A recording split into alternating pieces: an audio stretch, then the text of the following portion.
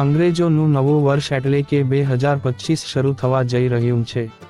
તો મને એમ થયું કે 2024માં આવેલ ગુજરાતી ફિલ્મોની વાત કરી લઈએ. આ વિડીયોમાં આપણે વાત કરીશું મને ગમતી ગુજરાતી ફિલ્મોની. તો વિડીયો અંત સુધી જોજો. અને હા, ઘણી ફિલ્મો જે મારા શહેરમાં નહીં લાગી હોય અને મારાથી જોતા રહી ગઈ હશે. તો એવી મૂવી માટે તમારો અભિપ્રાય પણ કોમેન્ટ્સ કરીને મને જણાવજો. તો નંબર 10 પર હું રાખીશ જાન્યુઆરી 2024માં રિલીઝ થયેલ ફિલ્મ ઇક્ટા કિક્ટા, કે જે એક સિમ્પલ અને સારો મેસેજ આપી જનાર ફિલ્મ છે. નંબર 9 પર હું રાખીશ માર્ચ 2024માં રિલીઝ થયેલી ફિલ્મ વેનીલા આઈસ્ક્રીમ, જે એક સિરિયસ ગુજરાતી ફિલ્મ છે અને અનોખી રીતે ઇમોશનલ કરી દે એમ બનાવેલ છે.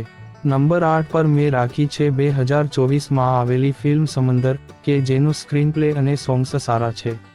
નંબર 7 પર 5 જુલાઈએ રિલીઝ થયેલી ફિલ્મ બિલ્ડર બોયઝ, કે જે એક અલગ ઓડિયન્સને આકર્ષવાનું કામ કરશે. નંબર 6 પર રાખીશ ઓગસ્ટમાં આવેલ ફિલ્મ ફક્ત પુરુષો માટે, જે ફક્ત સ્ત્રીઓ માટે ફિલ્મ જેટલી સારી નહોતી, પરંતુ આપણને ટાઈમપાસ અવશ્ય કરાવી દે છે. નંબર 5 પર નવેમ્બરમાં આવેલ મૂવી અજબ રાતની ગજબ વાત, જે એક કોમેડી મૂવી છે. નંબર 4 પર નવેમ્બરમાં આવેલ ધ ગ્રેટ ગુજરાતી મેટ્રમનીને રાખીશ, જે બધી જ ઓડિયન્સ માટે નથી, પરંતુ ફિલ્મ જોયા પછી ગુજરાતી સિનેમામાં કંઈક અલગ જોયાનો આનંદ જરૂર આવશે.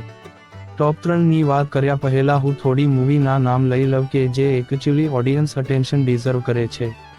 જેમાં Shasan, Locha Lapsi, Jamkudi, Trisha on the rocks, NTR ઉર્ફે નટવર, ઉડન છું આ બધી ફિલ્મોનો સમાવેશ થાય છે અને આ ફિલ્મો જોઈને તમે ડિસઅપોઇન્ટ નહીં થાવ અને ગુજરાતી પ્રેક્ષક તરીકે કંઈક નવું જોવા મળશે.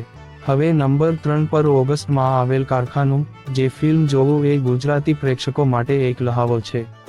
નંબર 2 પર છે ફેબ્રુઆરીમાં આવેલ કસુંબો મૂવી, જે ગુજરાતી સિનેમાને નવી ઓળખ દેવડાવવાની ત્રેવડ રાખે છે. આ ફિલ્મમાં સોંગથી લઈને કુમારી બધું જ સારું છે. નંબર 1 પર રાખીશ મે 2024માં આવેલ જગત મૂવી, એક સિરિયસ ટોપિક પર બનેલી એવી ગુજરાતી ફિલ્મ કે જેને જોઈને એમ થાય કે ગુજરાતી સિનેમા બદલી રહ્યું છે. આ હતી મારા મતે 2024માં આવેલ ટોપ ગુજરાતી મૂવીઓ. બાકી તમારા મતે કોઈ મૂવી રહી જતી હોય તો મને કોમેન્ટ્સમાં જરૂર જણાવજો.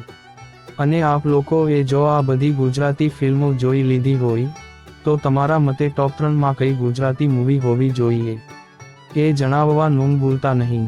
બાકી તો મળતા રહીશું આવી જ રીતે 2025માં ચાલતા. જય હિન્દ, વંદે માતરમ.